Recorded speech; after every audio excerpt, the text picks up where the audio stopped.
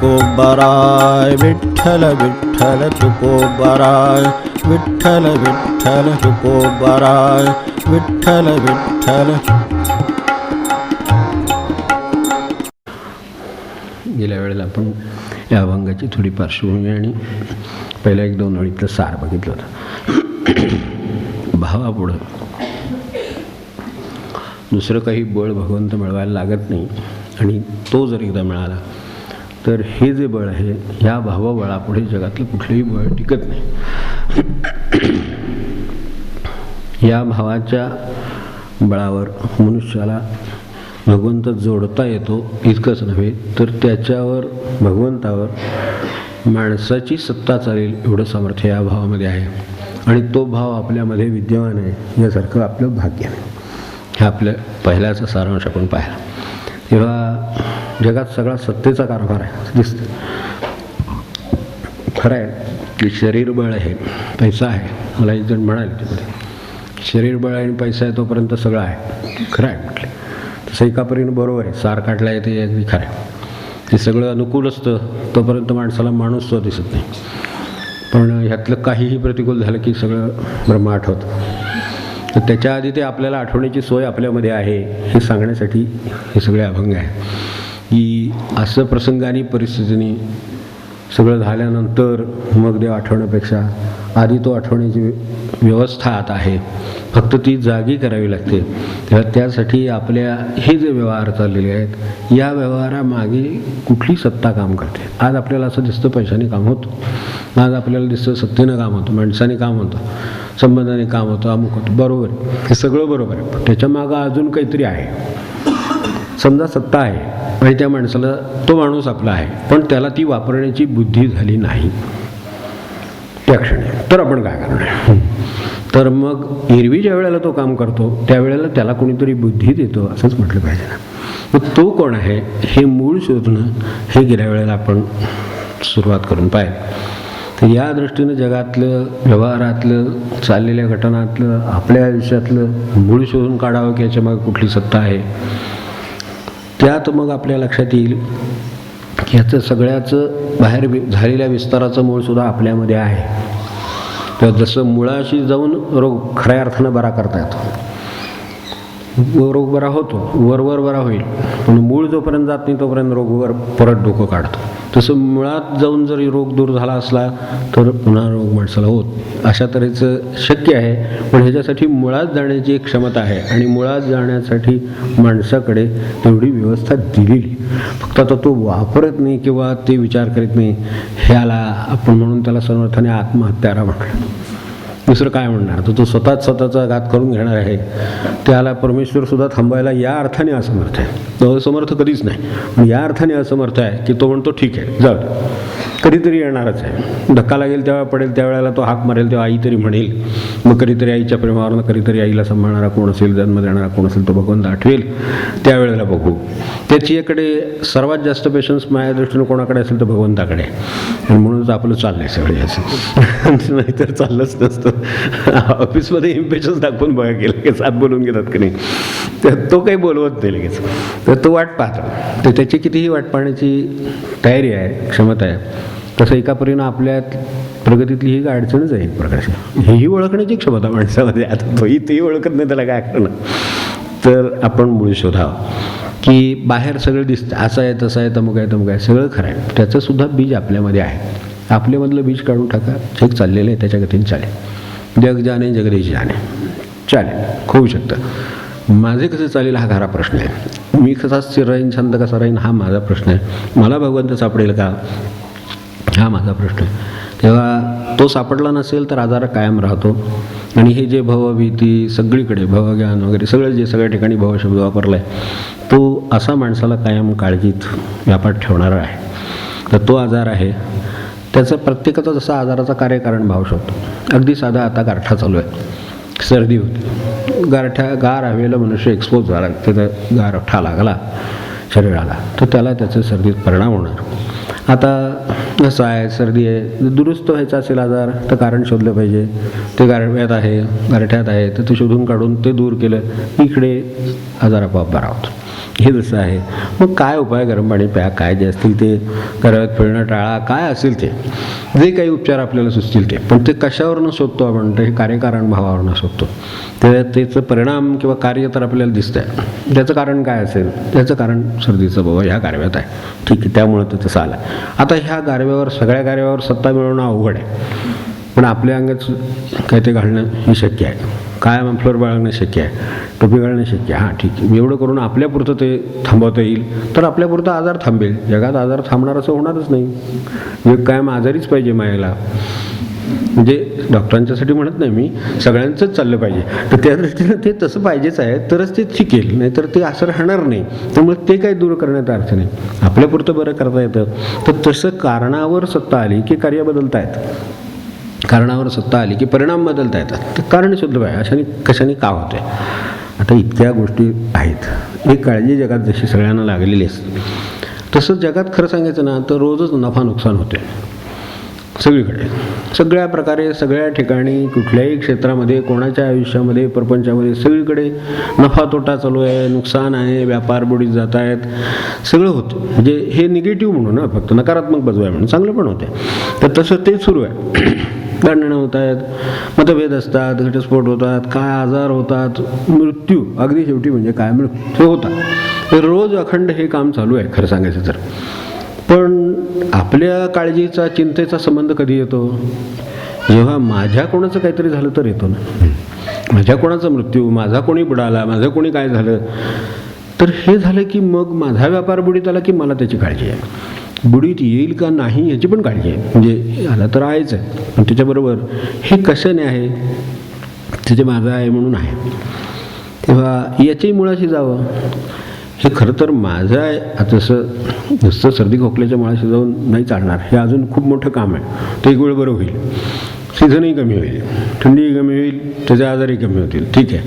पुन्हा दुसरा आला की उन्हाळ्याचे आजार, उन्हाळे सुरू झाले परत त्याचे, तर पुन्हा हेच सुरूच राहील. हे शरीराचा विकार आहे, हा मनाचा विकार आहे, तर तो कायमच राहतो. ते बदलत राहतील कदाचित काही ना ते मानवतं. या आजारात त्यांना काही त्रास होत नाही वगैरे म्हणतो आपण, ह्या सीझनला काही त्रास नाही, त्या सीझनला काही त्रास नाही, काही ना काही वेळेला त्रास नाही, ठीक आहे. हे असं बदलत असतं.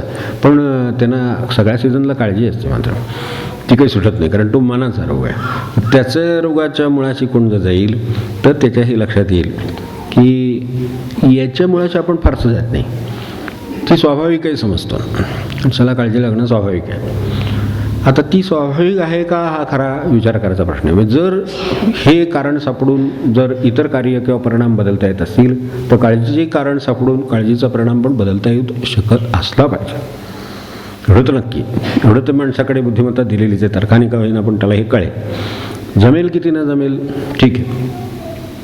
रमणानं आपल्याला माहिती एकदा विचारलं की त्यांना एवढं ते कॅन्सर होता, हे झाला शेवटी, आजार वगैरे झाला गंभीर, ठीक आहे. त्याच्याही पूर्वी ते गळू झालं, अमकं झालं, तर त्यांच्या चेहऱ्यावर त्याचं काही दिसायचं नाही.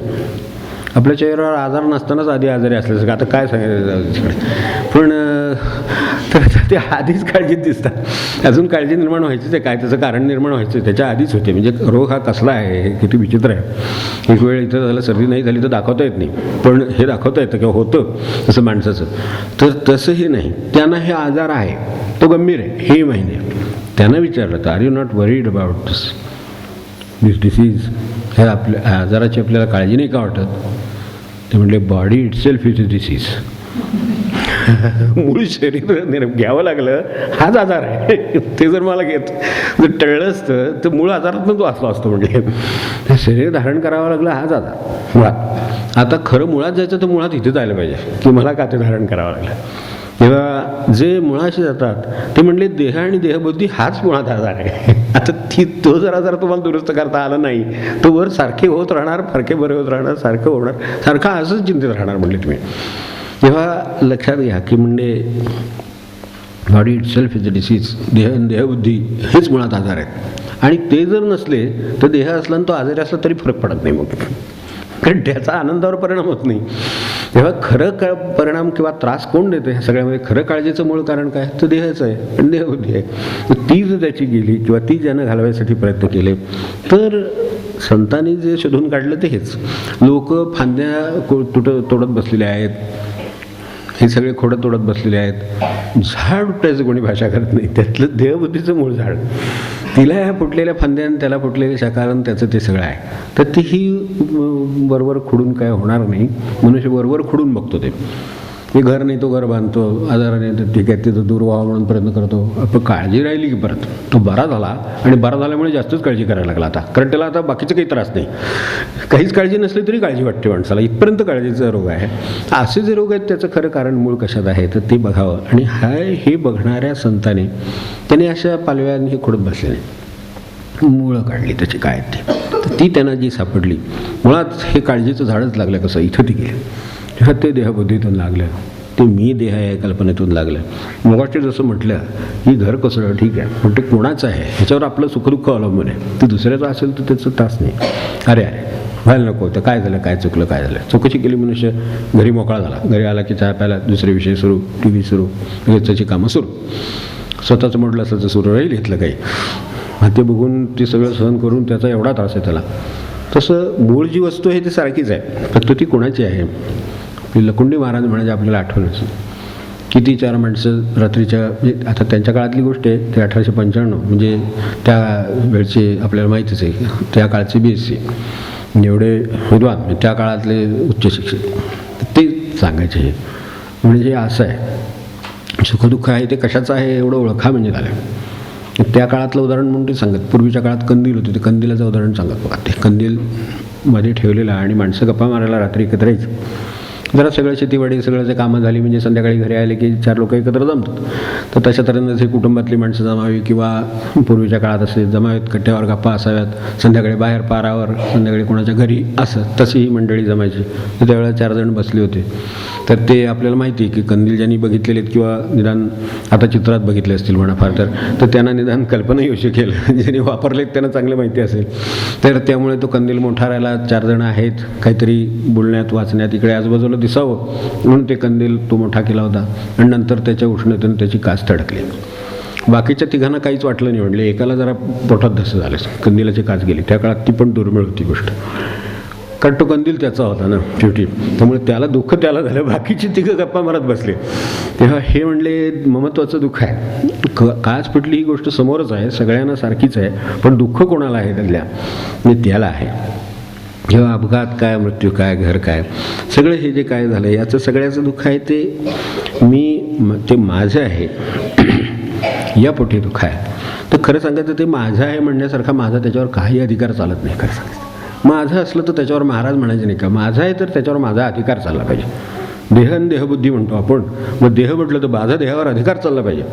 मी इथून एवढं जाईन, एवढं करीन, असं उठेन, असं बसेन. उठणं हातात नाही, बसणं हातात नाही, माणसाची अशी अवस्था आहे. खरं सांगायचं म्हणून बसतोय, उठतोय, सगळा व्यवहार सुरू आहे, पण सत्ता नाही आहे त्याच्यावर. ते कुठल्या तरी सत्तेनं चालतंय म्हणून आपणही सुद्धा सत्तेशिवाय उचलत नाही म्हणतात. ते अत्यंत खरं आहे. मागे मी आपल्याला गोष्ट सांगितलीच आहे खरी, घडलेली काय आहे ती. तेव्हा पण मनुष्याची त्याच्यात मखलाशी मनाची काय आहे की तो मृत्यू झाला समजा, काय अपघात झाला, काय झालं, काही झालं असेल समजा. मनुष्य स्वतःचं माझं म्हटलं की भयग्रस्त आहे. समजा मृत्यू आहे, तर समजा तो त्याच्या जवळच्या माणसाच्या वाट्याला आला असला तर त्याला झोप लागत नाही. ते आठवण की हे होतं, असं अकाली झाला, अमुक झालं, तमुक झालं, काय वयोमानाप्रमाणे झाला. इतरांचा झाला की मात्र हेच वयोमानाची भाषा बदलते. मग तो म्हणतो वयोमानानुसार हे होणारच, कट्टे दुसऱ्याचं आहे, त्यामुळे वयोमानाप्रमाणे होणार. आपल्याला वयोमानाप्रमाणे सुद्धा त्रास झाला तरी सहन होत नाही, आधी झाला तर त्याच्यापेक्षा सहन होत नाही, काळजी लागते, त्रास होतो. इतरांचं मात्र वयोमानाप्रमाणे सगळं झालेलं चालतं, कारण ते इतरांचे माझे एवढाच फरक आहे, तरी काय फरक आहे. शरीर तेच, आजार तेच, होणाऱ्या गोष्टी त्याच. तेव्हा हे लक्षात घेतलं म्हणून इतरांच्या प्रपंचात दुःख आहे म्हणून याला झोप लागत नाही असे किती लोक असतील. जे आहेत काही मंडळी, नाही असं नाही, वेगळ्या कारणासाठी त्यांना झोप लागत नाही, ते सोडून द्या. पण प्रपंचात बाबा त्यांचं दुःख आहे ते कमी करावं म्हणून कोणाला त्रास. आपल्या प्रपंचात दुःख आहे कमी करावं म्हणून रात्रभर मनुष्य जागेल, ती गोष्ट बरोबर. पण हे जे आहे याच्या मुळाशी जाण्याचं सामर्थ्य माणसाला आहे, ते त्यांनी वापरलं तर त्याच्या ही सत्ता लक्षात येईल, ही कोणाच्या सत्तेने कसं चाललेलं आहे. तर बाकी जगातलं जे काही आता बाकीची मंडळी, हे मी दुःखाच्या बाजूने का बोललो, ते जास्त माणसाला परिचित आहे अधिक, आणि नाहीतरी तेच जास्त आहे एकंदरीत प्रमाणात. तर आता बाकी जगात एवढ्या चांगल्या गोष्टी आहेत, काय गाड्या आहेत, बंगले आहेत, अमकं आहे, पैसा आहे, चैन आहे, सगळं आहे. तर त्याला भरलेले बाकी सगळं आहेतच की, तेही चालू आहे सगळं. त्या सगळ्याचं मूळ कार्यकारण भाव ते शोधतातच. ते नुसत्या गाडीच्या मागे लागत नाही, बंगल्याच्या मागे लागत नाही, काय कुठल्या चैनीच्या मागे लागत, ते मूळ त्याच्यातल्या पैशाच्या मागे लागतात. त्यांना माहिती की त्याचं कार्यकारण भाव कशात आहे, तिकडेही परत कार्यकारण आहे. एक हे एवढं हातात ठेवलं तर बाकी सगळं आपल्याला मिळणार याची खात्री आहे त्यांची, आणि त्यामुळे आपल्याला सुखाचं होणार. कोणाला सुखाचं होणार? देहाला सुखाचं होणार. हेही तिथं पुन्हा आहेच, ते लागू ठेवलं पाहिजे, कारण आपल्याकडे ते आहे म्हणून आपल्याला त्याचा उपभोग किंवा सुख घेता येईल अशातला भाग नाही. साखरेची गोणी आहे आणि इकडे डायबिटीस आहे, त्याचा त्याला काय उपयोग नाही. गोळ्या जरी मिळवून ठेवलेल्या असल्या तरी त्याचा त्या अर्थाने उपयोग होत नाही. या अर्थाने चैनीचं काहीही असलं तरी ते मी वापरता येईल किंवा माझ्या देहाने वापरू दिलं तर त्याचा सुख आहे. तो देह कोणाच्या हातात आहे हा प्रश्न तिथे आहेच. आपल्याला वाटतंय की तो वापरता येतोय म्हणून तोपर्यंत हे ठीक आहे, आणि तोपर्यंत पैशाचं त्या सगळ्याचं महत्त्व आहे. नसेल तर काय आहे, नसेल तर काही नाही, भगवंतच आहे फक्त शेवटी. तेव्हा आठवतो, आणि त्यातलंही कार्यकारण भाव कोणी शोधत नाही की ठीक आहे चैन आहे पण चैन करता येते म्हणून. डॉक्टर जेव्हा सांगतात तर आता ह्याच्या पुढे जाल तर पुढचं भयान अवस्था आहे, तर तुम्ही थांबा. मग चैनीत सुद्धा माणसाला थांबावं लागतं, पण शेवटी जीव प्यार आहे तर तिथे तरी थांबावंच लागतं. मग त्यावेळेला ते चैन चंगळण ते सगळ्याचं महत्त्व गेलं कुठं, ऐश्वर्याचं महत्त्व गेलं कुठं सगळ्या. तर ते आपल्याला त्याचा जर उपयोग नसेल तर त्याचा असून काही उपयोग नाही हे लक्षात येतं. मनुष्याला जरी कितीही काय असलं तरी हे सगळं, आणि हे सगळं वैभव दिसत आहे किंवा बाहेर ज्या गोष्टी दिसत आहेत याचे काय, याचाही पुन्हा कार्यकारण भाव असलाच पाहिजे काहीतरी. तेव्हा त्याचं कशात आहे तर ते माणसाने शोधून काढलेल्या पैशात आहे. तोही त्याचंही अस्थिरता आहे, परत त्यात सुद्धा कार्यकारण भाव आहे आणि इकडेही कार्यकारण भाव आहे. ह्या सगळ्या कार्यकारण भावातलं पुन्हा मूळ कारण पुन्हा वेगळंच आहे. कारण अमुक एक करून अमुक एक पैसा मिळतो असं काही दिसत नाही सगळीकडे. त्याच्यापेक्षा वेगळं काहीतरी घडताना दिसतं. अमुक एक कष्ट केले ना अमुक एक त्याला फळ आला असं दिसत नाही. कमी कष्टात जास्त फळ मिळतं, खूप कष्ट करून कमी फळ मिळतं. काय ते फळात निगडीत म्हणजे हे तरी असं तर एकदम काही ह्याला धरून नियमात सोडून काय होत नाही. हेही नियमानं असलं पाहिजे. ते कुठल्या नियमानं आहे? बरोबरच्या एका बॅचमधली 2 माणसं असतात, ती त्याच ठिकाणी त्याच एका विशिष्ट संस्थेत किंवा एका व्यापारात असली तरी तिथंच पोचत नाहीत, वेगवेगळ्या ठिकाणी पोचतात. ते काय पोचतात नाही कळत माणसाला. मी म्हणतो बाबा काय आहे हो खरं असं सांगता येत नाही. कष्ट दोघांनी सारखेच घेतले होते, पण परीक्षेला हा पास झाला, तो का त्याला मार्क कमी पडले, ह्याला का जास्त पडले, का उत्तर नाही. मनुष्याला बरोबर सगळं करून शेवटच्या दिवशी परीक्षेला जाताना याला वाचता येतं आणि त्याला वाचता येत नाही, काय सांगता येत नाही त्या क्षणी. म्हणजे आपल्यासमोर मी ही बघितलेली घटना आहे. 3 वेळा प्रयत्न करूनही त्यांना त्या परीक्षेला नाही बसता आलं. आमच्याच एक होते सर, नाही बसता आलं. परीक्षेच्या वेळेला काहीतरी ते अचानक त्या दिवशी व्हायचं. आता ह्याचं कार्यकारण भाव काहीतरी असलं पाहिजे. लौकिकात हे जरी मोठं असलं तरी ते मिळालेलं असलं तरी त्याच्या मागं ज्यांना मिळालेलं आहे त्याच्या मागेही कोणी काय आहे, आणि ज्यांना मिळालेलं नाही त्याच्याही मागं कोणीतरी आहे. हे ज्याच्या लक्षात आलं त्याला वैभवात सुद्धा परमेश्वर लक्षात येईल. दुःखात तर येईलच येईल, सुखात सुद्धा येईल. तेव्हा हे वैभव असो विपत्ती असो, मूळ कोणाचं आहे, त्याच्या मागं कोण आहे, ते आजार असो दुःख असो वैभव असो काही असो त्याला शोधा. आणि शोधायचं असेल तर म्हणजे कोणाच्या संतांच्या भाषेमध्ये जर सांगायचं असेल तर हिंमत असेल तर त्याला शोधा असं ते म्हणलेत. त्यांच्या भाषेत सांगायचं असेल तर मी सांगतो हिंमतच जर असेल तर भगवंताला शोधा, मूळ कोण आहे तर बघा. बाकीच्या हिमतीचं सगळं ठीक आहे, कारण हिमतीचं काय आहे माहिती आहे का, जरी पैलवान जरी झाला तरीसुद्धा उद्या त्याला लचक भरली तर ती कुस्ती होणार नाही. तुम्ही कल्पना करून बघा साधी. अगदी हिंद केसरी आहे पण उपयोग काय, लचक भरली त्या क्षणी मुरगळ आहे पाय, तर ह्या क्षणी डाव नाही पेच नाही काय भानगड नाही काय नाही, बसून राहायचं मुकाट नाही, ते तिथं आडवसवर राहावं लागतं, बसून सुद्धा राहता येतं. त्या क्षणी पदक नाही अमकं नाही ते सेनेंद्र रौप्य नाही सुवर्ण नाही, हे सगळं अनुकूल आहे तोपर्यंत. म्हणजे ते सुद्धा व्हायला परत एक सत्ता कारणीभूत असायलाच पाहिजे. मिळालंही त्यांनी लक्षात ठेवा, नाही मिळालं त्यांनी लक्षात ठेवा. तर जर खरं शौर्य असेल तर आत्ताचं सगळं शौर्य पैशाकडे लागलेलं आहे. अगदी सोप्या भाषेत तुम्ही सगळ्याचा सारांश काढून पाहिला तर तो मूळ, मग त्याला अनुकूल असेल ते बाकी सगळं, तर त्याला त्याच्या साह्याने सगळं मिळवण्याचं शौर्य आहे. तर जर खरंच असेल तर हे शोधावा आणि मग लक्षात येईल जरी अगदी लढून आपण डावपेच करून जरी ते मिळवलेलं असलं तरीसुद्धा ते त्याच्या मागं भगवंत होता. त्यावेळेला ते शरीर तंदुरुस्त होतं म्हणून तो डावपेच लढला, म्हणून ते काय जिंकला, म्हणून ते पदक मिळालं, हे सगळं ठीक आहे, पण ते त्यामुळं मिळालं. एवढं लक्षात ठेवलं तरी त्यालाही भगवंत सापडेल आणि ज्याला मिळालं नाही त्याचीही वेळ तशी का होती हे त्याला कळेल, त्यालाही भगवंत सापडेल. तेव्हा हे सगळं सारांशाने आपल्या नव्या अध्यायात भगवंतांनी सांगितलं. तसं आहे कळसूत्री बावली, बाकी काही नाही. तेव्हा आपण जर जगामध्ये काही मिळवणारच असू तर कळसूत्री बाहुल्याने नाचाचा अभिमान बाळगल्यासारखा आहे. काय सांगत दुसरं तर यशाचं आपण काय तुम्ही त्याला जे समजत असाल ते समजा. त्यातल्या त्यात आता यशाच्या बाजूने बघतोय म्हणून, चांगल्या बाजूने बघतोय म्हणून त्या कळसूत्री बाहुल्याने जसं नाचल्याचा अभिमान बाळगावा तसं आपलं जगामध्ये सगळं अगदी सुंदरापासून ते त्या सगळ्या सत्तेपर्यंत सगळ्यापर्यंत ते तसं आहे. तर एक लक्षात ठेवावं की ज्यांनी हे शोधलेलं असेल त्यांच्या लक्षात येईल की हे आहे हे सगळं स्थूल आहे आणि ह्याच्या मागं जे सूक्ष्म आहे त्याची सत्ता त्याच्यावर चालते. सूक्ष्मात हालचाल झाली की स्थूलाला पर्याय नाही. आपण म्हणतो ना समजा मेंदूत बिघाड झाला तर बाकीच्या हालचालींचा काही त्याच्या हातात नाही, ते सूक्ष्म आहे. ते जसं आज मेंदू आहे तिथपर्यंत जाता येते पण त्याच्या मागं जे काही आहे त्याच्या मागे जाता येत नाही आहे. तिथं जर हालचाल झाली तर इकडे काही करता येत नाही. तेव्हा नेहमी सूक्ष्माची सत्ता ही स्थूलावर चालते हे विसरू नये. आणि ते सूक्ष्म काय, सूक्ष्मतर काय आहे का शोधू नये.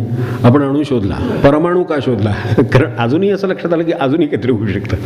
त्याच्याही पुढं करू आपण आता हे नाही नॅनो काढल्यासाठी हे ठीक आहे की त्याच्या आधीचं काहीतरी होतंच, पण असं वाटलं की नाही त्याचे अजून जायला पाहिजे पुढे, म्हणजे अजून काहीतरी आहे, अजून काहीतरी आहे. आता शेवटी असं झालं की आता ते इंडिव्हिज्युअल आहे, आता काहीतरी त्याचं आणखीन काही विश्लेषण करता येत नाही, त्याच्या पलीकडे जाता येत नाही आहे, अशी कुठेतरी सत्ता आहे आणि तिथे ते शून्य काहीतरी तिथे आहे आणि ते काय आहे त्याला आपल्याकडे ब्रह्म म्हटलं, त्याच्या भगवंत म्हटलं, काही म्हणा. तेव्हा अगदी कधी विसरू नये की ह्या सूक्ष्माची सत्ता स्थूलावर आहे. स्थूलात हालचाल दिसते आहे पण सूक्ष्मात हालचाल होते आहे म्हणून स्थूलात हालचाल होते. हात उचलला जातो, तो आतला मेंदू उचलून त्यातली जी सूक्ष्म यंत्रणा आहे ती उचलते आहे म्हणून हात उचलतोय, नाहीतर हात उचलत नाहीसा होतो. आपल्याला माहिती साधा पापणी नाही उचलत. जर मेंदूचं कार्य यंत्रणा ती सूक्ष्म आहे, तिथे किती हालचाल होत असेल, किती मायक्रो असेल मला सांगितलं, एवढीशी अगदी हालचाल आहे पण तेवढ्याच हालचालीवर इकडचा एवढा हात उचलला जातो. हे आपल्याला साध्या यंत्रात जिथे दिसतं, एक बटन दाबतो, कळ दाबतो म्हणून इथे एवढीशी आणि तिकडे एवढी हालचाल होती. मग तेच चाललेलं आहे सगळं. ही सगळी जी एवढी हालचाल झालेली आहे त्याच्यामागं कोणीतरी सूक्ष्म आहे, तो हालचाल करतो, आपण नाही करीत. तर आपण म्हणतो आम्ही देवाला जाऊन आलो, अरे बरोबर आहे देवाला जाऊन आला. ते खरं सांगायचं तर त्याने तुम्हाला देवाला नेऊन आणलं. तुम्ही काय जाऊन येतात, तुम्ही तर जाऊन येणार असं तर कधीच जाऊन आला. तसं नाही होत. ते आपल्याला नेऊन आणलं. ह्या भाषेमध्ये बरोबर आहे. गुरुदेवांच्या ह्याच्यात आपल्याला ते आठवत असेल सप्ताहाचं पत्र टाकली ती त्यांना दाखवली की या काळात श्रावण सप्ताह होणार आहे. जे घ्यायचा होता ना त्यावेळेला श्रावण सप्ताह घेणार आहोत आम्ही. अशा काय त्या तारखा दरवर्षी ते सप्ताहाचं तिथीचं असल्यामुळं दरवर्षी ती कार्ड पाठवायची आणि कुठून कुठे होणार आहे. आता आपल्याकडे उत्सवाची आमंत्रणं आली तसं, तर त्यावेळेला तिथे श्रावण सप्ताह म्हणजे पूर्ण श्रावणभर मासभर याला यस नामाचं हे असतं, सप्ताह म्हणतात त्याला. प्रत्यक्षात तो महिनाभराचा असतो. तर तो महिनाभर अखंड जपाचं नेमाचं सगळा कार्यक्रम असतो, पोथी भजन वगैरे असं. तर त्यावेळेस ही पत्र लिहिली ती मला त्या आठवण झाली कार्डावरती त्यातल्या. तर त्यावेळेला ते म्हणाले ही त्याने कार्ड लिहिलं, दाखवलं गुरुदेवानं. अशी लिहू का की अमुक अमुक या काळात आम्ही सुद्धा घेणार आहोत नको, होणार आहे. घेणार आहोत मी आपण घेणार आहे का? आपण श्रावण सप्ताहात आपण आहे का नाही आपल्याला माहीत नाही. घेणार आहोत काय, आपण नाही घेणार आहोत, ते होणार आहे. तर होणार आहे हे म्हणायला हरकत नाही, कारण ती सत्ता भगवंताची आहे, ते त्यांच्या कृपेनं होणार आहे. तर त्यांच्या कृपेनं तो होणार आहे म्हटलं पाहिजे, घेणार आहोत नाही म्हणायचं. तर होणार आहे. तर होणार आहे म्हणजे त्यांची इच्छा असली तर होणार आहे, नसेल तर नाही होणार. हे आपल्या लक्षात असलं तर घर काय दार काय सगळं आपले व्यवहार काय सगळ्यात लक्षात. आम्ही घर बांधलं, मी नाही का म्हटलं तर देवाला जाऊन आम्ही घर बांधलं, छान केलं बरं, घर बांधलं उत्तम झालं. वास्तुशांतीला आपण आहे की नाही कोणाला हे खरं नाही. आपण काय घर बांधतो, त्यांच्या कृपेने घर बांधलं गेलं. ते बघायला आपण होतो आणि त्यातलं काहीतरी आपण केलंही असेल, नाही असं मी म्हणत नाही, पण ते करायची शक्ती पुन्हा भगवंताने दिली, ते करायची बुद्धी त्यानंच दिली म्हणून झालं ना. मग असं म्हणावं.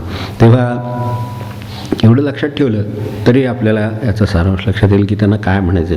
तेव्हा या जसं मगाशी म्हटलं की सूक्ष्माची सत्ता स्थूलावर चालते, तसं हे सगळं जे लौकिक काही दिसतं आहे, यश असो अपयश असो सगळं असो, त्याच्या मागं जे अलौकिक आहे ते खरं वर दिसतं आहे ते बरोबर आहे, ते आपल्याला दृश्य आहे, समोर आहे, पटकन कळतं आहे म्हणून दिसतं आहे. पण हा सगळा लौकिक हा बावल्यांचा खेळ कितीही रंगतदार झाला तरीसुद्धा त्याच्या मागं जोपर्यंत अलौकिक उभा आहे तोपर्यंत हे सगळं आहे. ते नसेल तर हे होणार नाही. त्यामुळं एवढं लक्षात ठेवलं तर मूळ सत्ता शोधली, मग त्याचा सूत्रधार शोधला, मग त्या सूत्रधाराच्या मागं जाऊन तो कोण, ह्याला आपण ईश्वर म्हटलं, देव म्हटलं, पांडुरंग म्हटलं, काय विठ्ठल आपल्याला जे म्हणायचे तर ते म्हटलं. मग तो हाती आला तर ह्या सत्यांचं काहीतरी सूत्र आपल्या हाती येईल. आपल्याला त्या सत्तेत रस नाही, ते समजून घेण्यात रस आहे. कारण ती ज्याच्या हातात आहे तो एकदा समजून घेतलेला असला, तो जोडलेला असला, तर त्याच्यासाठी हे सांगतायत की तो जोडलेला असलं म्हणजे आपण सुखात असणार. कारण भगवंत आनंदरूप आहे, आपण त्याच्याशी जोडले गेल्यामुळे आनंदरूप राहिलो. साध्या पाण्याची टाकीशी जोडल्या गेलेल्या नळातून सुद्धा पाणी वावरतं. तर आपल्यात का नाही आनंद वावरणार जर जोडला गेला असेल तर? इतकं सोपं आहे. पण मनुष्य सुखदुःखात राहणं पसंत करतो. हे आनंदाचं गणित काही त्याला पाईप जोडण्याचं जमत नाही. साधं अनुसंधान म्हणजे काय, अखंड पाणी खेळतं साध्या भाषेमध्ये, तर ती टाकीला जोडलेली आहे, तिच्यात कधी कमी पडत नाही, तर तिकडे पाणी खेळतं आहे. त्यामुळे मनुष्याच्या शरीरामध्ये आनंद, ब्रह्मानंद म्हणायचे जे महाराजांनी मला त्यांच्यासारखं करून टाकलं आहे. म्हणजे काय, अखंड आनंदरूप बनवलं. बाकी लौकिक दृष्ट्या एखादं यश येतं, एखादं येत नाही, एखादं होतं म्हणत, एखादं नाही होत, याच्यापेक्षा काय असायचं. तर त्याच्याशी काही संबंधच नाही, कारण आनंदाचं पाणी खेळतं आहे सतत. असं जर खेळत असेल तर आपाप हे काम होतं. मग हे जोडण्याचं काम आहे, तर ते जे जोडणीचं काम आहे ते केलेलं आहे, त्यामुळे पाणी खेळत आहे.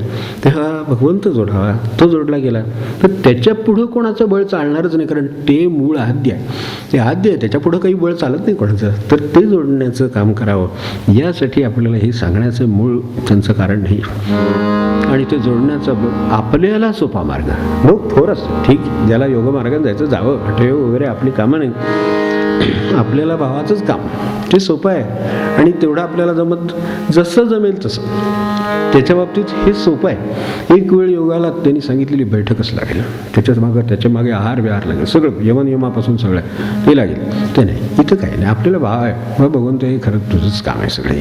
हे जर लक्षात आलेलं असेल तर भगवंत जोडलेलाच आहे सगळं. भावा पुढे बळ, भावा पुढे बळ, नाही कोणाचे सबळ, भावा पुढे बळ, नाही कोणाचे सबळ, भावा पुढे बळ, भावा पुढे बळ, करी देवावरी सत्ता कोणत्याहुनी परता, करी देवावरी सत्ता कोणत्याहुनी परता, भावा पुढे बळ, नाही कोणाचे सबळ, भावा पुढे बळ, भावा पुढे बळ, भावा पुढे बळ. एकदा सत्तेशी, या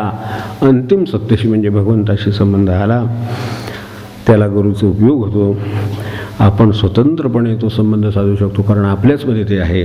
फक्त आरशात प्रतिबिंब बघावं तसं आपल्याला कुठला तरी आरसा लागतो, तेवढंच गुरु काम करतो, त्यापेक्षा काही करीत नाही. तुम्हाला तुमचंच रूप दाखवायला बसले, त्याच्यापेक्षा त्याच्याकडेही काही नसतं, म्हणतो बघा हे असं आहे. असं लक्षात आलं, आपलाच अंतर्याम आपल्याला दिसतं आणि ते ज्याच्या हाती आलं आहे तर त्याला मग मात्र त्यांचं म्हणणं पुढे असं आहे, जर हे तुम्हाला एकदा खरी देवावरी सत्ता कोण त्याहून परता, काळजी करायचं काही कारण नाही, त्याच्या पलीकडे आणखीन सत्ता नाही. त्यामुळे त्या सत्तेशी ज्याचा संपर्क आला त्याला सगळं साधलं. आणि ते जर साधलं, भावा पुढे बळ, नाही कोणाचे सबळ, भावा पुढे बळ, भावा पुढे बळ, बैसे तेथे येती न पाचारिता सर्व शक्ती बैसे तेथे येती, न पाचारिता सर्व शक्ती बैसे तेथे येती, न पाचारिता सर्व शक्ती भावा पुढे बळ, नाही कोणाचे सबळ भावा पुढे बळ, नाही कोणाचे सबळ भावा पुढे बळ, बैसे तिथे येती, न पाचारिता सर्व शक्ती बैसे तिथे येती, न पाचारिता सर्व शक्ती. बसेल तिथे त्याला ज्याची गरज आहे त्या शक्ती तिथं उत्पन्न होतात, त्यांना आमंत्रण द्यायला लागत नाही. आजारी असेल, भगवंताचा असेल तर डॉक्टर आपोआप येईल, तुम्हाला काही होतंय का, आपोआप येईल. न पाचारिता बोलावल्यावर ते येईल. व्यवहाराचा भाग आहे, हाक मारल्यावर हो देणं हे व्यवहाराचा भाग आहे. आता तोही व्यवहार न पाळणारे आहेत, त्याचा आपल्याला व्यवहार माहितीच आहे, पण तो त्याच्याही पुढचा अगदी खालचा व्यवहार आहे. पण पाचारण केल्यानंतर येणं हा व्यवहार, बोलावल्यावर येणं हा व्यवहार. त्यांचं म्हणणं असं आहे की तो असा भगवंताचा माणूस जिथे बसून राहील तिथे न पाचारिता सर्व शक्ती, सर्व शक्ती म्हणजे नुसतं हे सुद्धा नाही. कदाचित आपल्याला बुद्धीची गरज लागेल, कदाचित शक्तीची गरज लागेल, पैशाची गरज लागेल, मदत लागेल, काही लागेल, तुम्हाला काय जे लागेल ते तुमच्यापर्यंत पोचवण्याची त्यांना काळजी लागेल. तेव्हा त्या पद्धतीने ते येतं. आणि आपल्याला आता सर्वसाधारण व्यवहारामध्ये ज्या गोष्टीची अडचण वाटते त्याच्यासंबंधी ती अनेकांचं आहे, तसं एकच नाही. याचा सगळ्यांचा अनुभव मोठा आहे, तो सुदैवाने आपल्याला उपलब्ध आहे. ज्यांचा उपलब्ध आहे त्याचा तरी आपण थोडा तरी विचार करावा.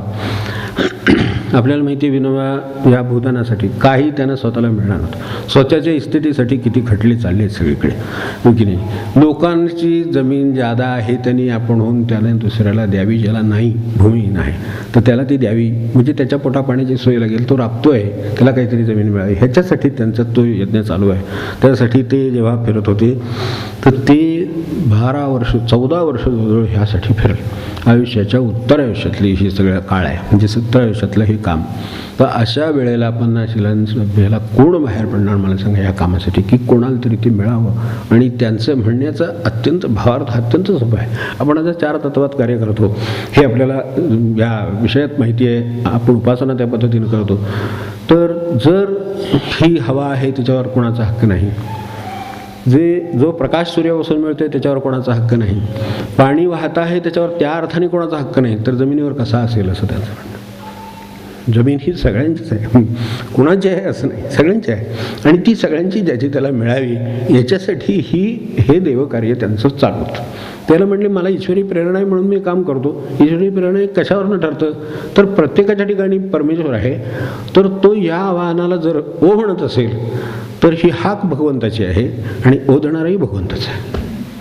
याचा अनुभव किती ठिकाणी त्याने घेतलेला आहे. न पाचारिता सर्व शक्ती. एका रात्री विनोबा हे सगळं पायी चालू आहे. पायी जाऊन त्या गावात जायचं, त्यांना जागृती करायची, सांगायचं, सगळं करायचं. तिथे विश्रांती घ्यायची कुठेतरी झोपडीमध्ये कोणाच्या तरी ओसरीवर, पुन्हा दुसरी उठून दुसऱ्या वेळी परत. तिथे काय होतंय बघायचं, काम 1 दिवस 2 दिवस काय थांबायचं. जेवढी म्हणून नवीन कोण कोणाला द्यायला तयार होईल ती त्याची त्याला गाठ घालून द्यायची, ते द्यायचं. आता या स्वरूपाची कामं करणारे आपण पोटा पाण्यासाठी स्वतःच्या जमिनीसाठी काम करणारे लोक, इथून आपण कल्पना करून बघावी. जो तो स्वतः मिळवायला बसलाय ते द्यायला बसले. आणि त्या ठिकाणी हे काम करताना न पाचारिता सर्व शक्ती म्हणजे कशा पद्धतीनं ती बुद्धीसुद्धा होत असेल. मला एका प्रसंगाचं त्याच्यातलं विशेष वाटतं की ते ज्या वेळेला आपल्या उत्तर प्रदेशमध्ये फिरत होते त्यावेळेला ज्या गावी मुक्काम पडला त्या गावी विनोबांची प्रार्थना रात्रीची होऊन ते झोपी गेले. आणि झोपल्यानंतर रात्री 11:30च्या सुमारास बैलगाडी आली. त्या काळातली ही गोष्ट, त्यामुळे त्यावेळेला हे जास्त होतं, वाहनांचं काही दुसरी उपलब्धता नव्हती, खेड्यात होते. तर तिथे एक मनुष्य बैलगाडीतून आला होता आणि ती व्यक्ती आंधळी होती, अंध व्यक्ती होती. आणि ती बैलगाडीतून आली आणि ती आल्यावर मग त्यांच्याबरोबर जे बाहेर मंडळीची सेवक कोणी होते, बरोबरचे सहकारी होते, तर ते पुढे गेले. त्यांनी चौकशी केली, हे गणी लावून ह्याच्यातनं बैलगाडीतनं एवढे आले तर कशासाठी आले बाबा, आता ही वेळ आहे, 11:30 वाजले. बाबा आलेत बरोबर आहे, पण बाबा झोपलेत. तर ते म्हणले ठीक आहे, एक करा, त्यांना उठवू नका. मला आव्हान कळलेलं आहे, मी त्याच्यासाठी आलो आहे. माझ्या हातात दानपत्र आहे, सकाळी उठले की त्यांना तेवढं द्या. तो मनुष्य जमिनीचं दानपत्र रात्री 11:30 वाजता त्यांच्याकडे देऊन आहे त्या पावली परत गेला गाडीतून तिथे. त्याच्याबरोबर ज्यांनी त्यांना ही बैलगाडी करून आणलं होतं तो म्हणला माझं काही काम नाही, मला आव्हान पोचलं, मला पटलं, ही देवाची हाक आहे, तिला मी उद्या आलो, आता मला येईपर्यंत वेळ झाला, त्याला इलाज नाही, त्यांना उठवू नका. न पाचारिता सर्व शक्ती. ते असेल जे येतील. आता त्यांचं वास्तव्य किंवा हे सगळं जास्त करून याच्याबरोबर आश्रम आहे, वर्धेचा आश्रम आहे इकडे, पण ते ज्या ठिकाणी UP-मध्ये जिथे बसलेले आहेत त्या ठिकाणी फिरतायत, तिथे येऊन तो मनुष्य येऊन देऊन जातो 11:30ला, त्यांना उठवू नका म्हणतो. तेव्हा सकाळी मला पहाटे जेव्हा उठले, पहिलं सकाळचं प्रार्थना ईशावासी वगैरे असायचं, त्यावेळेला त्यांना ते सांगितलं की असं असं रात्री 11:30ला व्यवस्था आली.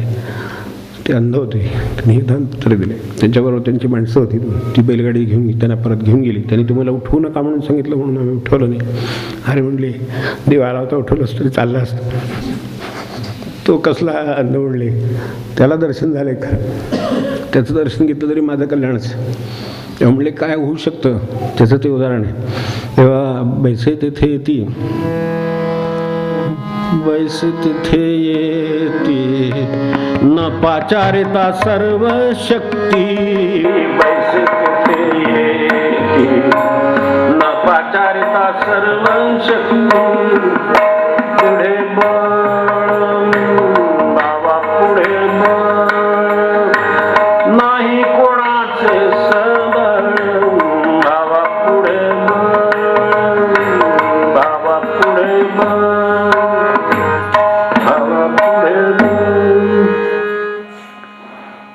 बाबा महाराजांचं पहिल्यांदा जेव्हा चरित्र लिहिलं गेलं त्यावेळेला ते टाकसाळे म्हणून ग्रस्त, त्यांनी हे सगळं कंपाईल केलं. जे बाबा गेल्यानंतर 20 वर्षानंतर सुद्धा खूप धडपड करून ते प्रसिद्ध होऊ शकत नव्हतं. यांची धावपळ चालू होती आणि सगळ्या बाजूचा यंत्रणा राबवून ह्याच्याकडे जा त्याच्याकडे जा, माहिती घे त्या काळाकडे. तोपर्यंत 20 वर्ष लोटली. त्यांच्याबरोबर असलेली मंडळीतली बरीचशी मंडळी आता निघाली पुढे, त्यातलं कोणी राहिलं नाही असं होईल. जी अजून पाहणारी मंडळी होती ती निदान होती, तर तेवढ्या काळात निदान त्याच्याकडून आपल्याला याची खात्री करता येईल, कोणाला तरी प्रेरणा मिळेल. आणि ती खरी गोष्ट आहे की आजही त्याची प्रेरणा आपल्याला आज मिळते. 50-60 वर्ष होऊन गेली तेव्हाही आज ती प्रेरणा आहे. तर ते गोळा करण्यासाठी यांनी इतकी धडपड केली आणि सगळं झालं. पण ते झालेलं काम मोठं आहे, 300-400 पानाचं काम होतं. त्या काळातल्या ह्यांनी पैसवाल्यांनी स्वानंदवाल्यांनी ते घेतलं, आम्ही करून देतो म्हणून सांगितलं. पण शेवटी त्याचं काही व्यावहारिक बाजू आहेच नाही. जे ही गोष्ट जेव्हा ह्या गेलेल्या 24 वर्ष झाली तर 2 तपानंतर हे चरित्र प्रसिद्ध झालं, तेव्हा ही 77-78ची गोष्ट. त्या काळात त्यांनी त्याला 25,000 रुपये त्या काळात खर्च येणार होता. 77ची गोष्ट आज 25,000 म्हणजे आजचं काय ते आपण त्यावरून अनुमान करू शकतो. तर ते काही त्यांच्याकडे नव्हते. पण ते म्हणले मी हे सगळं काम केले. त्यांना ह्या कामात मदत करणारे जे ग्रस्त होते देशपांडे म्हणून, तर ते त्यांच्याकडे आले आणि ह्यांनी कळवलं त्यांना असं असं माझं काम पूर्ण होत आलं आहे, फक्त त्याचं पुढची योजना काय मला काय आटोक्यात आहे असं वाटत नाही, होईलच वाटत नाही, काय करावं. तर ते म्हणले मी येतो. तर ते आले आणि आल्यावर त्यांना यांना विचारलं, हे जे काम करत होते त्यांना विचारलं की तुम्हाला तुमच्या कामाचे इतके दिवस चिंता होती की हे मिळेल का नाही, माहिती मिळेल का नाही, बरोबर असेल का नाही, बाहेरच्यांना विचारलं पाहिजे, हे केलं पाहिजे, ते सगळं तुमचं झालं आहे ना. तर म्हणले झालं आहे. आता म्हणले तुम्हाला जर खरंच काही पैशाचीच जर काळजी असेल, हे प्रसिद्ध करण्याची पैशाची काळजी असेल तर तेवढी फक्त करू नका. यांच्या मनात तेवढीच काळजी होती. न पाचारिता सर्व शक्ती. तर म्हणले तुम्ही कशावर सांगताय, कारण ह्यांची परिस्थिती त्यांना माहिती नाही, हे काय हे करू शकणार नाही. ते म्हणले काय झालं, मी तुमच्याकडे यायला निघालो तेव्हा येता येता हे काम कुठंपर्यंत आलं काय ते सांगण्यासाठी मी ते आंबेकर म्हणून त्या काळात जे ग्रस्त होते, जे बाबांचे अगदी निष्ठावंत भक्त होते, त्यांच्याकडे गेलो होतो. त्यांनी विचारलं काय कुठपर्यंत आलं आहे. ते म्हणले चाललं आहे असं असं. आणि बाबांच्या अगदी जवळच्या ह्याच्यातले. तर ते म्हणले त्यांना तेवढं सांगा की म्हणून काय पैशाची अडचण असली तर ठीक आहे, काळजी करू नका. आणि त्यांनी सगळा भार उचलला आणि त्या काळात ते प्रसिद्ध झाले. या गोष्टीला आता इतकी वर्ष उलटली. तेव्हा ते म्हणले त्यांचा निरोप आहे म्हणून मी तुम्हाला सांगायला आलो की तुम्हाला ह्याची जर काही काळजी असेल तर काळजी काही करू नका. तर त्याचीच काळजी होती, बाकी सगळं यांनी काम केलंच होतं. तेव्हा बसल्या जागी काय होईल, पण ज्याची अशी सत्ता आणि त्यांच्यावरचा विश्वास आहे त्याचं हे काम आहे, त्याची श्रद्धा आहे त्याचं हे काम आहे, त्याला हा उलगडा आहे. करताना सुद्धा दरवेळेला त्यांना अडचण आली, कोणी नाही म्हटलं, कोणी होय म्हटलं, असं काय व्हायला लागलं की ते म्हणायचे बाबा तुमची इच्छा असेल तर होते, बाबा तुमची इच्छा असेल तर होते, असं करत ते काम तिथपर्यंत आणलं होतं नाही. मग त्यांच्या हस्तलिखित 500-600 पानाचं असं हस्तलिखित होतं त्याचं झालेलं. तर आता ह्या पैशाचंच ही अडचण, खरं काय सांगायचं, माणसाच्या सगळ्या अडचणी सारांशानं तिथे येतात म्हणून हे सांगायचं. बाकी खरं आणखीन खूप गोष्टी आहेत की ज्या अशा न पाचारिता सर्वशक्ती म्हणण्यातच तो भाव आहे. ही एक झाली, अर्थशक्ती एक झाली, पण त्याचं अपील माणसाला जास्त आहे किंवा त्याची काळजी जास्त आहे आणि त्याच्यावर त्याचं सगळं ऐश्वर्य सुखाचं सगळं अवलंबून आहे असं त्याला वाटतंय म्हणून हे त्याचं सांगायचं. तर त्या काळात जे साईबाबांच्या काळात घडलं, जे ह्यांच्या काळात घडलं बाबांच्या, तेच साईबाबांच्या काळात ते गेल्यानंतर त्यावेळेलाही काही झालं नव्हतं. ते बाबा गेले, अनेक माणसं त्यांचा चांगल्या अर्थाने या अर्थाने लाभ घेऊन गेले. पुढे त्यांच्याही बाबतीत असं झालं की त्यांच्या पुढे कार्य जो आज जे आपल्याला वाटतं एवढं शिर्डीला अमुक आहे तमुक आहे, काही पुढे 40-50 सालापर्यंत काही नव्हतं आपल्याला वाटतंय, पण प्रत्यक्षात तसं त्यावेळेला मधल्या काळात, ते आता 18 साली गेले, 18 सालापासून ह्या 40 सालापर्यंत मध्ये काही त्या 20-22 वर्षात तिथे जसं खेडेगाव, जसं 4 घरं, ज्या काय व्यवहार होता तेवढंच सगळं होतं. ते झाल्यानंतर ही जी मंडळी, जसं दासगणू महाराज इकडे कीर्तनाच्या निमित्ताने बाहेर पडले आणि त्यांनी सगळी हे केलं, तसंच हे ज्यांनी केलं नरसिंहस्वामी ज्यांनी केलं हे सगळं, तर ते नंतर भेटलेले, म्हणजे समाधीशी येऊन ते संबंध रमण महर्षींच्याकडे आश्रमात राहून आले, त्यांचेहीवरही त्यांनी लिहिलेलं आहे. पुढे ते यांच्याकडे आले आणि हे नरसिंहस्वामी म्हणजे तशा अर्थाने सामान्य व्यक्ती नव्हे. तर म्हणजे कसं की त्या काळातले आज आलेले बी म्हणतो, त्या काळातले बॅचलर ऑफ लॉ असते, त्या काळातले BL म्हणायची ती करतो, त्या काळात ब्रिटिश काउन्सिल होती जी स्थापन केलेली, त्याचे ते अध्यक्ष होते. त्यावेळेला गव्हर्नर बरोबर ज्या मीटिंग होत असत आणि जे होत असत त्याचे ते प्रमुख होते. त्यांचा त्यावर मतभेद झाल्यावर त्यांनी त्या पदाचा त्याग पण केला होता त्या काळात. आणि शेवटी वयाच्या 46-47 वर्षी सर्व संघ परित्याग केला. त्यांनी ठरवलं की आपल्याला हे शोधायचं आहे जे मूळ आहे, हे असं मूळ शोधणारे लोक, हे सगळ्याचं मूळ कशात आहे, सार शोधत शोधत शेवटी गेले. ते म्हणले हे भगवंताकडे जात, ते कुठे मिळेल आपल्याला, कुठे समाधान, तिथेपर्यंत हिंडायचं. म्हणजे त्याच शोधात ते रमणांच्याकडून पुढे गेले आणि ते शेवटी बाबांच्याकडे आले आणि त्यांना हे मार्ग दाखवणारे भेटले, तुम्ही तिथे जा, बघू काय होतं. त्यावेळेला बाबांची एक साधी समाधी तिथे होती, यापेक्षा काही नव्हतं.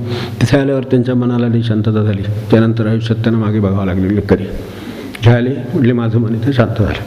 तर त्यानंतर हे सर्वसंग परित्याग केलेलं, समाधीतून वळून बाहेर पडले. मनात आलं की एवढी त्यांच्याकडे विद्वत्ता, लौकिक विद्वत्ताचं खूप होती. त्यांनी आज जे चरित्र आहे बाबांचं मूळ प्रसिद्ध झालेलं, ते 4 खंडात त्यांनी काम केलेलं आहे. म्हणजे काय वणवण त्यांनी त्या काळात केली असेल, गेल्यानंतर 22 वर्षांची वणवण आहे नंतरही, तर ती 36 सालापासून ते त्या वणवणीत होते. यांच्याकडे गाठ पडल्यापासून ती ही समाधीतून बाहेर आली. आल्यानंतर मनाला समाधान झालं, आता कुठेही जायची गरज नाही. म्हणजे प्रत्यक्ष वास्तविक देहानी व्यक्ती नाही तर ही परिस्थिती आहे, तर तिथे त्यांचा अनुभव माझा येईल हे त्यांनी सांगून ठेवलं होतं. तो अनुभव येत होता आणि त्या अनुभवाचाच हा एक दाखला आहे स्वतः, की ते स्वतःचं त्यांचं आयुष्य त्याच्या पुढे कसं गेलं ते. तर ते पूर्ण त्या सेवेत राहिले. ते बाहेर आले समाधीतून आणि त्यांच्या मनात आलं की आपल्याला हे कळलं काय म्हणायचं ते. त्यांना जो साक्षात्कार त्या क्षणी समाधीला झाला तो त्यांच्या दृष्टीनं अंतिम होता. आता काहीही कळायचं राहिलं नाही. कळलं आपल्याला काय भगवंत काय ते कळलं, सत्ता काय ते कळलं, आज ती काय काम करते हे कळलं, जग कसं चालतं हे कळलं, मूळ कळलं सगळं. आता काही आपल्या मनाला अहंकार नाही, काही शिल्लक ठेवलेलं नाही. आता फक्त ह्यांना वाहून घेणं. आता वाहून घ्यायचं म्हणजे काय करता येईल, तर त्या काळात हे कोणाला माहीत नाही. ते साऊथ मधले आपल्याला माहिती असेल, ते दक्षिणात होते, तर त्यामुळे हे कुठे काय माहिती नाही. निदान आपल्या परिसरात जाऊन याचं सांगू तरी लोकांना. जसं दासगणू महाराजांनी त्याने काळात ह्या निमित्ताने सांगितलं, आपल्याला पंत महाराजांच्या काळात यांनी सांगितलं, आपल्याला माहिती दातार महाराज होऊन गेले, त्यांनी सांगितलं हे सगळं. अवधूत महाराज आपण अभंग म्हणतो ते कळवाले शांतीवाले, त्यांनी असंच केलं. त्यांच्या कीर्तनामध्ये मुंबईमध्ये एवढं वर्ग निर्माण झाला त्या भागात सगळीकडे, जळगावपासून तो जो परिसर जिथे ते राहत होते तिथपासून एवढं हे निर्माण झालं. सगळं पंतांच्या नंतरच्या काळातले पंत महाराजांच्या आणि त्यांचे ते समोर पंतांचे हे ठेवून कीर्तन करायचे. त्यामुळे लोकांना पंत महाराज कळले. लोक सगळे तिकडे त्या निमित्ताने त्या समाधीकडे गेले. त्यांचीच योजना होती ही, ईश्वरी योजनेचे कळसूत्री बावले आपलं काम केलं. तर तसं यांनी काम केलं. जसं दासगणू महाराज हे सगळं समोर ठेवून चर्चा करीत, ते काय सांगायचं ते कीर्तन सांगत, तसं समोर साईबाबा. त्यामुळे लोकांना साईबाबा माहीत झाले. तसंही हा नरसिंह स्वामींच्यामुळे ह्याच्यातच नव्हे, म्हणजे भारतातच नव्हे तर परदेशात सुद्धा सगळीकडे जास्तीत जास्त माहिती पोचली ती त्यांच्यामुळे पोचली. जेव्हा हे समाधीतून बाहेर आले तेव्हा त्यांना असं वाटलं की आता आपण बस हे नमावून घेतलेले, यांचं काय असेल ते काम करावं, ते काम करावं. याच्यासाठी काय करता येईल, तर ते उत्तम हे होते. आता ते काउन्सिलचे मेंबर होते, म्हणजे एवढे व्याख्यानं इंग्रजीत देणं, त्यांच्या भाषेमध्ये देणं, तमिळमध्ये देणं, सगळ्याचे अनुवाद या सगळ्या दक्षिणात्य भाषात झालेत, त्या ह्याच्यातही झालेत, वरच्या उत्तरेतल्या सगळ्या भाषात झालेत, परदेशात सगळीकडे गेलेलं आहे. तर यासाठी मनात आलं की आपण पहिल्यांदा हे निदान व्याख्यानाच्या रूपाने पोचवावं, निरूपणाच्या रूपाने पोचवावं, म्हणून त्यांच्या मनात त्या क्षणी आलं. पण ते त्यांनी त्यांच्याकडे जे जे होतं ते सगळं त्याग केलं होतं. काही आपल्या हातात नाही, आता हे प्रचार कसा होणार, मी त्या क्षणी त्यांना तसं वाटलं. पण म्हणून ते बाहेर येऊन बसले समाधीच्या, आणि बाहेर आल्यानंतर त्यांच्या मनात आलं की आपण आपल्या भागात जरी फिरायचं ठरवलं तरी आपल्याला किती खर्च येईल. म्हणजे त्या काळातल्या हिशोबाने रेल्वेने गेले, पॅसेंजरनं गेले, ह्यानं गेले, 8,000 रुपयाशिवाय काम होणार नाही. बसून राहिले ते म्हणजे जर हे सगळंच खरं आहे, जर मूळ सापडलेलं आहे, आणि जर कार्य जर ईश्वराचंच असेल तर त्याची व्यवस्था ईश्वरालाच करायला पाहिजे. तेव्हा बैसे तेथे ती पाचारिता न पाचारिता सर्व शक्ती. न पाचारितामध्ये फार त्याचं महात्म्य आहे खरं सांगायचं तर. आपला नात्याचा माणूस आपल्याला हाक मारून ओ देईल ही खात्री नाही, पण भगवंत न पाचारिता सर्व शक्ती देतो हे ओळखून राहावं, त्यासाठी हा अभंग आहे. तर बाहेर बसले समाधीशी आणि म्हणले काय करावं आपण, बाबा आपली काहीतरी प्रेरणा असेलच त्याची, म्हणून तिथे बाहेर बसून राहिले ते. तर तिथून एक असंच साऊथकडचा त्यांच्याकडे भागातला त्याला म्हणजे ते ओळखू शकतील असा एक व्यापारी आला तिथे. तो आज जाऊन दर्शन घेऊन आला, यांना बाहेर बसलेलं बघितलं आणि त्यानं म्हणाला की माझ्या मनात असं आहे आलेलं आहे की हे आपल्याला, मला एक कल्पना आली, तुम्ही इथं बसलेच आहात, दिसतंय की तुम्हाला बाबांचं प्रेम आहे, तर हे बाबांचं प्रेम तुम्ही लोकांच्यापर्यंत नेऊन पोचवा असं मला वाटते. त्याच्यासाठी माझ्याकडे 11,500 रुपये आहेत, तुम्हाला काय हवं आहे. बैसे तेथे येती न पाचारिता सर्व शक्ती, बैसे तेथे येती न पाचारिता सर्व शक्ती, भावा पुढे बळ नाही कोणाचे सबळ, भावा पुढे बळ नाही कोणाचे सबळ, भावा पुढे बळ, भावा पुढे बळ, भावा पुढे बळ. बैसे तेथे येती न पाचारिता सर्व शक्ती, बैसे तेथे येती न पाचारिता सर्व शक्ती, भावा पुढे बळ नाही कोणाचे सबळ, भावा पुढे बळ नाही कोणाचे सबळ, भावा पुढे बळ, भावा पुढे बळ.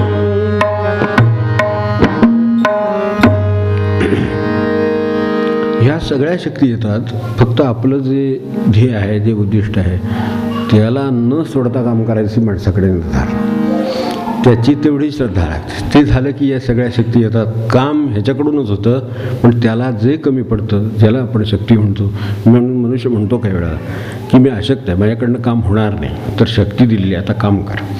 ते का आपलं काम आहे, आपलं काम ते आहेच. म्हणजे ह्यांनी यांचं काय, आता जसं आत्ता सांगितलं तसं त्यांचं त्यांनी काम पुढे झंझावातासारखं काम केलं अक्षरशः. म्हणजे ते काम त्यांनीच केलं, पण त्यांना लागणारी शक्ती कोणी दिली. अगदी शेवटी त्यांच्या अंतिम ह्याच्यात सुद्धा, टप्प्यात सुद्धा काय योजना असतील, म्हणजे मला त्यांचे चरित्र वाचल्यावर आश्चर्य वाटतं की त्यांनी जे लगेच ते काम केलं, एक छोटी पुस्तिका प्रसिद्ध केली, ते सगळं झालंच, व्याख्यानं केली. आत्ता ज्यांचं सांगत होतो त्यांचंच पुढचं सांगतो की अंतिम टप्प्यात सुद्धा काम अशा पद्धतीनं करून घेतलं ह्यांनी, त्याचा सगळा पाठपुरावा करून जिथून जिथून जी माहिती मिळेल सगळं जे काही गोळा करायचं ते केलं होतं, ज्याचे 4 खंड पुढे झाले. तर त्यावेळेला त्यांना अशा आजाराला तोंड द्यावं लागलं की ते 60 दिवस अंथरुणावर खेळून होते. शेवटचा टप्पा त्यांच्या आयुष्यातला, अगदी शेवटचं वर्ष. तर त्यावेळेला अंथरुणाला खेळून होते. उठून बसण्याची क्षमता नाही, लिहायसाठी उठून बसण्याची क्षमता नव्हती. तेव्हा आता या क्षणी फक्त ते एकच करू शकत होते, म्हणजे त्या काळात एवढ्या ह्या बाकीच्या कुठल्याही सोयी नव्हत्या. तर त्यावेळेला एक ज्याला आपल्याकडचे शॉर्टहँड लोक म्हणतात किंवा लघुलेखक म्हणतात, तर तसा लघुलेखक त्यांच्या घरी आला की आपण सांगणार आहात का काही, म्हणजे लिहून घ्यायला. आता काय नौपाचारिता सर्व शक्य.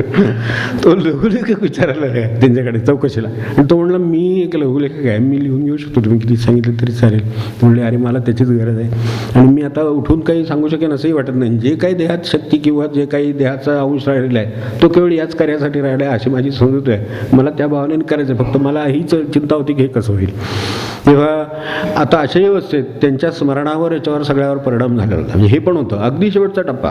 पण झालं असं की अभ्यास नवीन करीन किंवा नवीन काही करीन अशी परिस्थिती नव्हती, पण त्यांचं सगळं काम आधीच करून घेतलेलं होतं.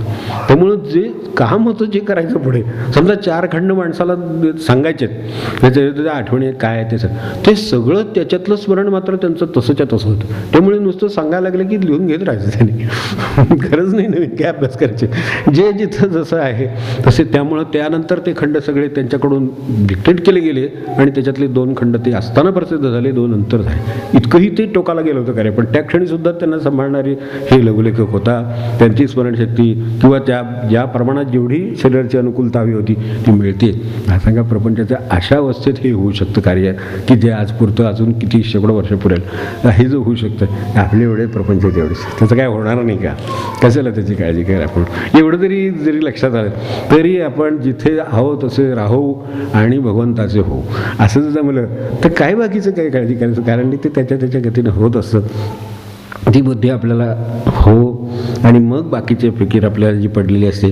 तर हे याबद्दल शेवटी तुकोबाने जे म्हटलं आहे ते त्या सगळ्यात शेवटचं त्याच्याबद्दल आहे. या भावाने जर मनुष्य जगेल, राहील म्हणजे जगेल अशा अर्थाने, तर त्याच्याकडे काही कोणाची पाहायची सुद्धा हिंमत होणार नाही. अशा अर्थाने, चांगल्या अर्थाने त्याला बघावंही लागणार नाही जगाकडे, आणि जगही त्याच्याकडे त्या अर्थाने काही बघणार नाही. तेव्हा त्याकडे कोण पाहे. बैसे तेथे येती न पाचारिता सर्व शक्ती, बैसे तेथे येती न पाचारिता सर्व शक्ती, भावा नाही कोणाचे सबळ, भावा पुढे बळ नाही कोणाचे सबळ, भावा पुढे बळ.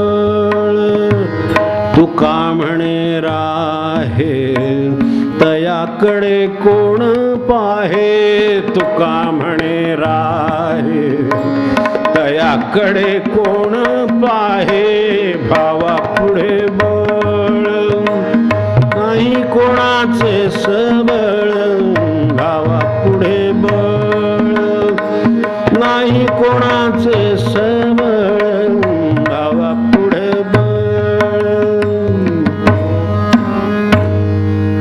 अशा तऱ्हेनं जर राहता आलं म्हणजे जगता आलं भगवंतावर अशी ठेवून, तर त्याला भगवंत सांभाळतो. सगळ्याच त्याचा व्यवहार सांभाळतो, त्याची निष्ठा सांभाळतो, त्याच्यात कौशल्य असतं, व्यवहाराची अडचण असते ती पण सांभाळतो, अडचणसुद्धा सांभाळतो. म्हणजे अडचण म्हणजे काय सांभाळतो, तसं एक उदाहरण देतो मी, थांबतो आता. अडचण म्हणजे काय, तर एवढं सगळं झालं.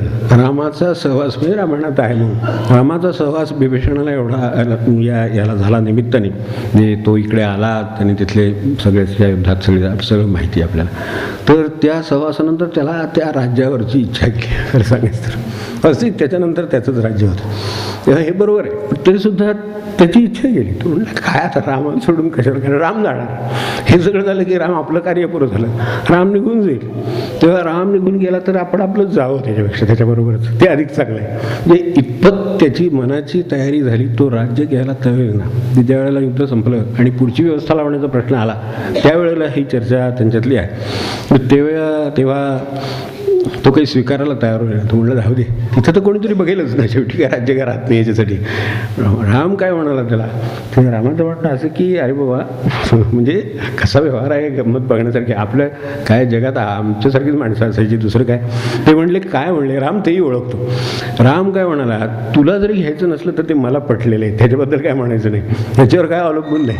तुला जे मिळालं ते मिळालं आता, तर त्याच्याबद्दल प्रश्न नाही. तू रामाचा, तू माझाच आहेस, त्याच्याबद्दल नाही. पण म्हणले तू माझी एवढी सेवा केलीस, सगळ्याचा त्याग करून तू माझ्यासाठी आलास, त्याच्यानंतर एवढ्या हे युद्ध सहन केलंस, त्यात तुला काय करता आलं ते सगळे तू मदत केलीस, तेव्हा एवढी रामाची सेवा केली. तू जर राज्य नाही घेतलंस, ते मी जर आणखीन कोणाला बसवलं तिथं, तर लोक म्हणले असे आहेत की ते म्हणतील रामाची सेवा करून राज्यसुद्धा मिळालं नाही शेवटी, त्याच्यासाठी तरी घ्या. आता काय देवान सांभाळायचं म्हणजे काय सांभाळायचं रामाने आता, तर त्याच्यासाठी घे म्हणून त्याला राज्यावर बसवलेलं आहे. आता हा देवाचा जो मार्ग आहे तो आपल्याला बळकट करायचा असेल तर सत्संग नित्य नेवाने, सत्संग नित्य साधावा, आत्मारामास भेटण्या, तसं तेवढं लक्षात ठेवावं. नाम हे त्या सत्तेचं स्मरण राखण्यासाठी घ्यावं आणि प्रार्थना अत्यंत तळमळीची असावी. तळमळीची म्हणजे किती तळमळीची, एका शब्दात सांगायचं तर रामकृष्ण म्हणाले तशी तळमळीची. रामकृष्ण त्याबद्दल म्हणाले, एखाद्याची नोकरी असते, काही कारणं होतं, काही हे होतं, काही होतं काय कारणाने अशी, आणि नोकरी जाते. नोकरी गेली की दुसऱ्या दिवशीपासून तो मनुष्य नोकरीसाठी वणवण करत असतो. त्यावेळेला त्याला जी नोकरीची तळमळ लागते तेवढी देवाची तळमळ लागते. भावा पुढे बळ नाही कोणाचे सबळ, भावा पुढे बळ नाही कोणाचे सबळ, भावा पुढे बळ नाही कोणाचे सबळ, भावा पुढे बळ करी देवावरी सत्ता, कोणत्याहुनी परता, करी देवावरी सत्ता, कोणत्याहुनी परता, भावा पुढे बळ नाही कोणाचे सबळ, भावा पुढे बळ नाही कोणाचे सबळ, भावा पुढे बळ बैस तेथे येती न पाचारिता सर्व शक्ती, बैस तेथे येती न पाचारिता सर्व शक्ती, भावा पुढे बळ नाही कोणाचे सबळ, भावा पुढे बळ नाही कोणाचे सबळ, भावा पुढे बळ तुका म्हणे राहे तयाकडे कोण पाहे, तुका म्हणे राहे तयाकडे कोण पाहे, भावा पुढे बळ नाही कोणाचे सबळ, भावा पुढे बळ नाही कोणाचे सबळ, भावा पुढे बळ, भावा पुढे बळ, भावा पुढे बळ. जानकी स्मरण जय जय राम. फक्त निवेदन करतो. एक निवेदन इथे परत ठेवलं असेल वाळंबे गुरुजींचं. आता महाराजांची जयंतीचं 31 तारखेचं आलं आहे, त्यानिमित्ताने होणारे जे कार्यक्रम आहेत त्यातले एक आमच्याकडे 24 ते 31चा सप्ताहाचा उत्सव आहे. निवेदन इथं आहे एस कॉलनीची, इथे करतात 3रं वर्ष आहे. नंतर चैतन्य सदनचे इथे आलेलंच आहे, निवेदन आलेलं आहे. त्यांच्याकडे सद्गुरू लीलामृताचं पारायणाचं 7 दिवसाचं त्यांचं काही 100 व्यक्ती बसाव्यात अशी इच्छा आहे त्यांची, त्यांनी निवेदन दिलेलं आहे.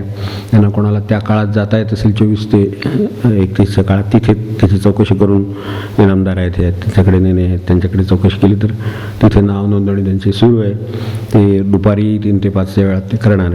त्याबद्दलचं 3रं आपल्या नेहमीचं गणोरे बाबांच्याकडचं निवेदन घेऊन ट्रस्टी येऊन गेलेले आहेत. तर भुकुमचा उत्सव आता 29ला माघ दशमीचा उत्सव, शुद्ध दशमीचा उत्सव आहे. तर त्यावेळेला 22 ते 29 त्यांचा सप्ताह नेहमीप्रमाणे नामसप्ताह आणि सगळं भजन कीर्तन सप्ताह भुकुमच्या मठावरचा आहे. त्यांचं आमंत्रण आहे, त्यांच्या वतीनं सगळ्यांना देतो. दरवर्षी आपल्याला कल्पना आहे कुणा कुणीतरी जातं त्या उत्सवासाठी. आणि नंतर सीतामाईंचा उत्सव आहे, तर तो त्याचंही सगळ्याचं पत्रक इथे आहे. आता आपला पुढचा शनिवार ज्ञानेश्वरी रविवारी आहे नेहमीप्रमाणे, त्याचा आदला दिवस आहे, त्यामुळे भौतिक प्रश्नोत्तर होतील. मग ते आता आदला दिवस शनिवार म्हणून प्रश्नोत्तर घेऊ. बघू.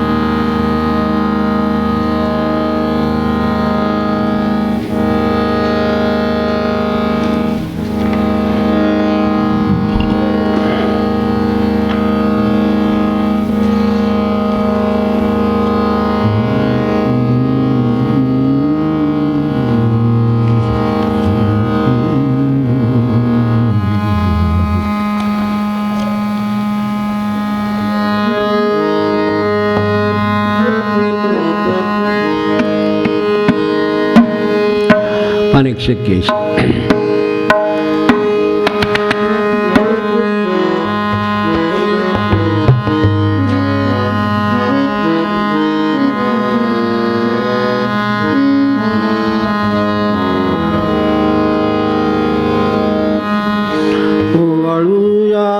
श्री तुकोबाना वाडूया श्री तुकोबाना जय जय तन मन भावना जय जय तन मन पावना देव भक्तांच्या जीवना आम्हा भक्तांच्या जीवना ओवाळूया श्री तुकोबाना ओवाळूया श्री तुकोबाना जगजनात राहुनी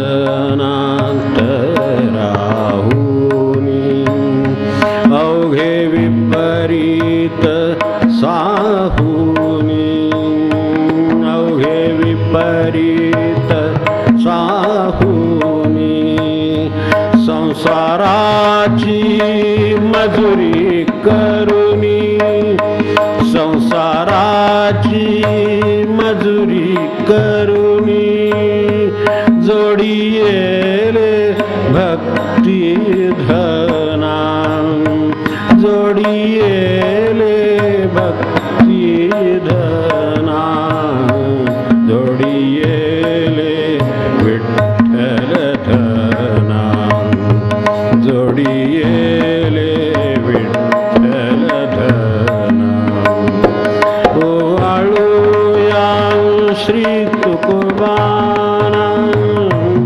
ओवाळूया श्री तुकोबाना मदभ्रम केले दूर मदभ्रम केले दूर भेद पाखंडा प्रहार भेद पाखंडा प्रहार कोठे व्हावे कृपण उदार कोठे व्हावे कृपण उदार हाती दिले मर्म ज्ञाना हाती दिले मर्म ज्ञाना हाती दिले ब्रह्म ज्ञाना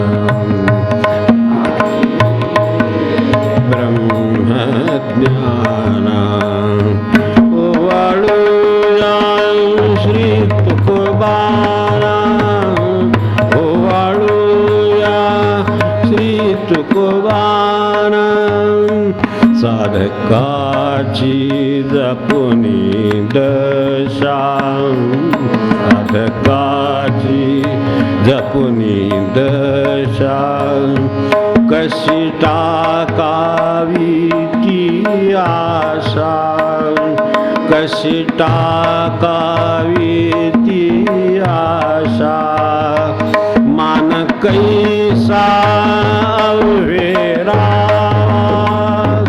मान कैसा अवघेरावा डोळा घातले अंजना डोळा घातले अंजना जगा लाविले भजना जगा लाविले भजना ओवाळूया श्री तुकोबाना ओवाळूया श्री तुकोबाना दावियेले स्वहित कशात दावियेले सहित कशात साधनांची काय मात साधनांची काय मात विना गाथा हे अमृत विना गाथा हे अमृत गाठी कैसे नर नारायणा गाठी कैसे नर नारायणा याच जन्मी नारायणा याच जन्मी नारायणा